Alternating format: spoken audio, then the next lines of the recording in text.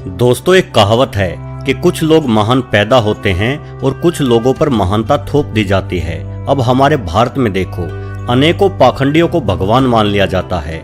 इन बाबाओं पर जबरदस्ती महान होने का ठप्पा लगा दिया जाता है, जबकि भारत के संविधान तक ने इन पाखंडियों को सजा दी है। लेकिन फिर भी इनके मूर्ख अंधभक्तों के सामने अगर आप इन बाबाओं के खिलाफ कुछ भी बोलोगे तो भाई साहब ये मूर्ख आपको काटने को दौड़ेंगे।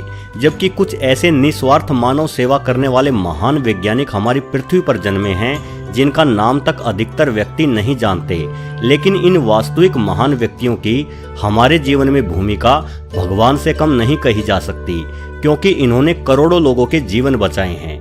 आज मैं आपको एक ऐसे ही महान वैज्ञानिक लुई पास्चर की कहानी सुनाता हूँ। ये बात है सन 1822 की। उन दिनों फ्रांस के एक गांव में चमड़े का व्यापार कर रहे एक निर्धन व्यापारी की बड़ी तमन्ना थी कि काश वो अच्छे से पढ़ लिख पाता तो किसी बड़े ऑफिस में आराम से कुर्सी पर बैठकर हुक्म चला रहा होता।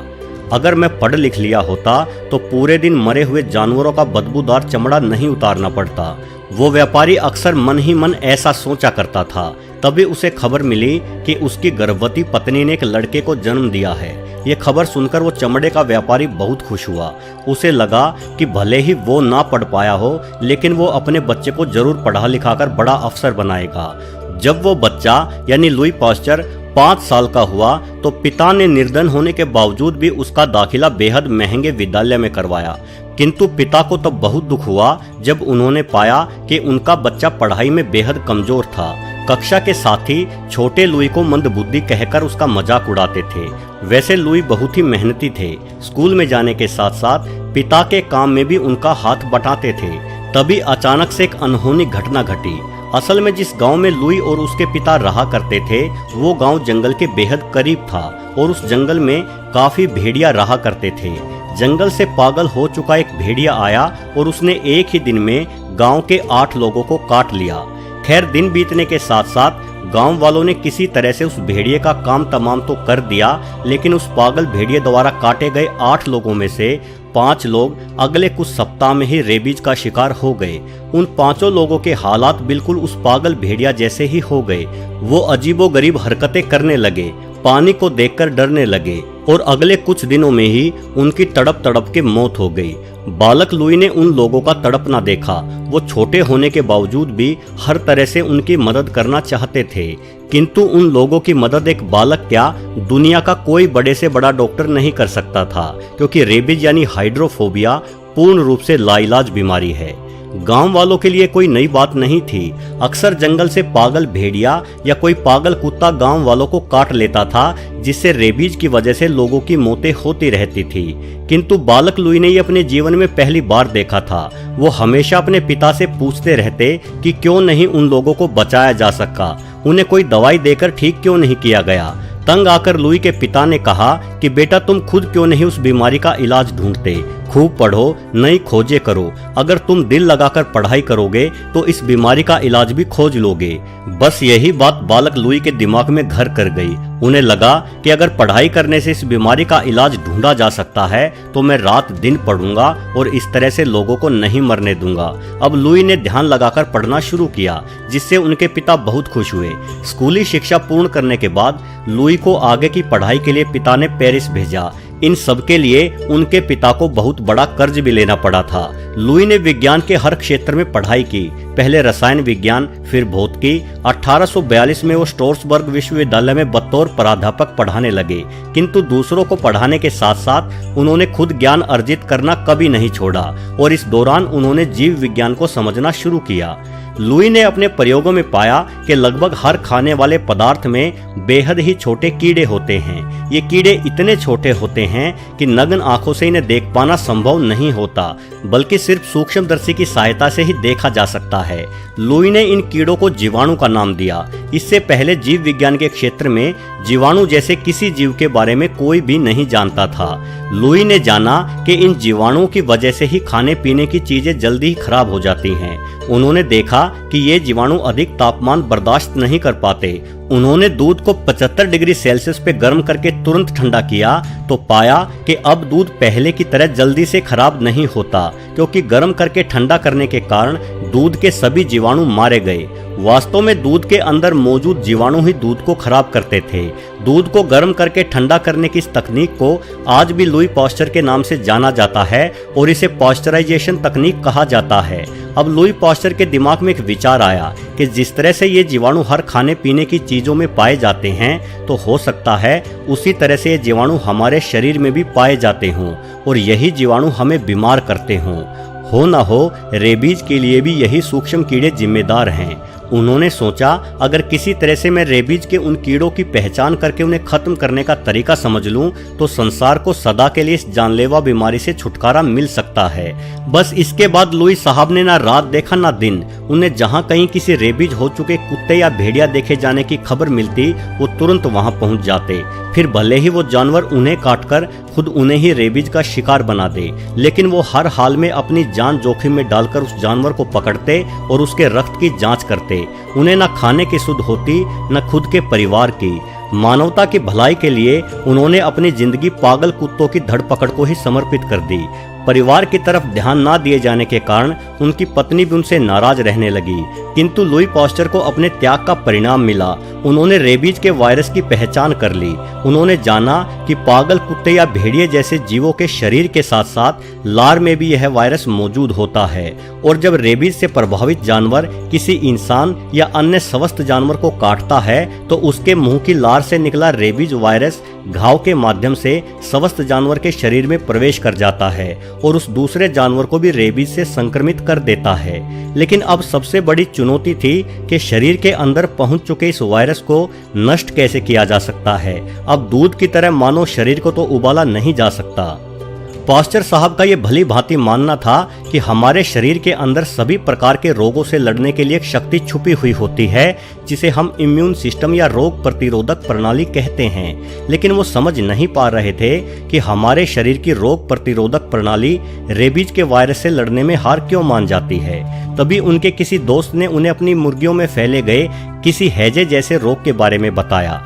उनके दोस्त ने कहा कि एक एक करके उनकी सभी मुर्गियां मर रही हैं। लुई पास्चर ने अपने प्रयोग उन बीमार मुर्गियों के साथ शुरू कर दिए। उन्होंने पाया कि कुछ ऐसे भी जीवाणु या विषाणु होते हैं जो किसी भी जीव की रोग प्रतिरोधक क्षमता को चकमा दे देते हैं। यानी हमारी रोग प्रतिरोधक क्षमता उस विषाणु से लड़ तो सकती है और उसे नष्ट भी कर सकती है, किंतु वो विषाणु हमारी रोग प्रतिरोधक क्षमता से छुपकर अपना कार्य करता है। तो कैसे इतने होशियार हो चुके विषाणुओं की पहचान रोग प्रतिरोधक क्षमता से कराई जाए, क्योंकि अगर एक बार हमारे शरीर की रोग प्रतिरोधक क्षमता उस विषाणु को पहचान पाती है, तो निश्चित तौर पर उस विषाणु से लड़ भी पाएगी। लेकिन ये सब कैसे होगा, ये सोचते सोचते लुई पास्चर ने खाना पीना और सोना तक छोड़ दिया। दोस्तों, मेहनत का फल हमेशा मीठा होता है। आखिरकार लुई पास्चर को सफलता मिली। हुआ ये कि मुर्गियों के साथ अपने प्रयोगों के दौरान उन्होंने मर चुकी मुर्गियों के रक्त से उन्हें बीमार करने वाले विषाणुओं को निकाला और उन विषाणुओं को एक खास तरह के लवण में डाला। इस लवण के प्रभाव से विषाणु निष्क्रिय हो चुके थे। अब इस लवण का इंजेक्शन उन्होंने उन मुर्गियों को लगाना शुरू किया जो बीमारी से प्रभावित नहीं थी, बल्कि बिल्कुल स्वस्थ थी। नतीजे हैरान कर देने वाले थे। जिन जिन मुर्गियों को इंजेक्शन लगाया गया था, उन्हें आगे चलकर कोई बीमारी नहीं हुई, जबकि बाकी की मुर्गियां जिन्हें इंजेक्शन नहीं लगाया गया था, यूं ही बीमारी से प्रभावित होकर मरती रही। लुई साहब का अंदाजा बिल्कुल सही साबित हुआ। असल में जब लवण से निष्क्रिय किए गए विषाणु मुर्गियों के शरीर में गए, तो वो विषाणु निष्क्रिय होने की वजह से मुर्गियों को कोई नुकसान नहीं पहुंचा पाए और ना ही उन्हें सक्रिय विषाणुओं की तरह खुद को छुपाना आया। और मुर्गियों की रोग प्रतिरोधक क्षमता ने उनकी पहचान करके उन्हें खत्म करने की शक्ति विकसित कर ली, और उसी शक्ति ने निष्क्रिय और सक्रिय दोनों तरह के ही विषाणुओं को नष्ट कर दिया। अब इस हैजे जैसी बीमारी के विषाणु मुर्गियों के शरीर पर बेअसर हो चुके थे। दोस्तों, मानवता के इतिहास में ये बहुत बड़ी खोज थी। इसी खोज को आधार मानकर अगले कुछ दशकों में अनेकों प्राण घातक बीमारियों के इलाज विभिन्न खोजकर्ताओं ने ढूंढे। लुई पास्चर ने इस खोज से उत्साहित होकर जब अपने प्रयोगों को आगे बढ़ाया तो उन्हें अपने बचपन के सपने यानी रेबीज के इलाज को ढूंढने में सफलता मिल गई। उन्होंने रेबीज के वायरस को निष्क्रिय करके एक स्वस्थ कुत्ते में डाला, जिससे उस कुत्ते के शरीर में मौजूद रोग प्रतिरोधक क्षमता ने उस वायरस को पहचान कर उसे बेअसर करने की शक्ति ईजाद कर ली। जब उस कुत्ते के शरीर में रेबीज के सक्रिय वायरस डाले गए तो भी कुत्ते को रेबीज नहीं हुआ, वो बिल्कुल स्वस्थ रहा, क्योंकि कुत्ते के शरीर ने रेबीज के वायरस से लड़ना सीख लिया था। शुरुआती अनुसंधानों के नतीजे बेहद सकारात्मक थे, जिससे लुई पास्चर बेहद खुश और उत्साहित थे। किंतु ये प्रयोग मनुष्य के शरीर पर भी सकारात्मक असर दिखाएंगे, इसकी कोई गारंटी नहीं थी। लुई इसी विषय पर अनुसंधान कर ही रहे थे, तभी एक महिला अपने बच्चे को लेकर उनके पास रोते हुए आई। महिला ने बताया कि 2 दिन पहले ही एक पागल कुत्ते ने उसके बच्चे को काटा है और हर घंटे उसके बच्चे के हालात खराब हो रहे हैं। लुई पास्चर ने जांच की तो पाया कि बच्चे को कुत्ते ने बुरी तरह से काट लिया था। जिस कुत्ते ने बच्चे को काटा था, लुई पास्चर ने किसी तरह से उस कुत्ते को पकड़ के उसकी जांच की तो पाया कि वो कुत्ता रेबीज का शिकार था, यानी अब वो बच्चा भी रेबीज का शिकार हो जाएगा। भले ही लुई साहब ने रेबीज के इलाज को सफलतापूर्वक एक कुत्ते पर आजमा लिया था, किंतु किसी इंसान पर इस इलाज को आजमाना बेहद जोखिम भरा काम हो सकता था। चूंकि शरीर में रेबीज के प्रति रोग प्रतिरोधक बनाने के लिए रेबीज का ही वायरस बच्चे के शरीर में छोड़े जाना था। भले ही वो वायरस निष्क्रिय होता, लेकिन फिर भी मानव शरीर में जाकर वो क्या असर करता, इसका किसी को कोई अंदाजा नहीं था। बच्चे की मां लुई के सामने अपने बच्चे के प्राण बचाने के लिए गुहार लगा रही थी, किंतु लुई साहब के सामने बहुत बड़ा धर्म संकट था। उनके द्वारा बनाई गई वैक्सीन अभी शुरुआती स्टेज पर ही थी। अभी उन्हें बहुत सारे प्रयोग करके देखने बाकी थे।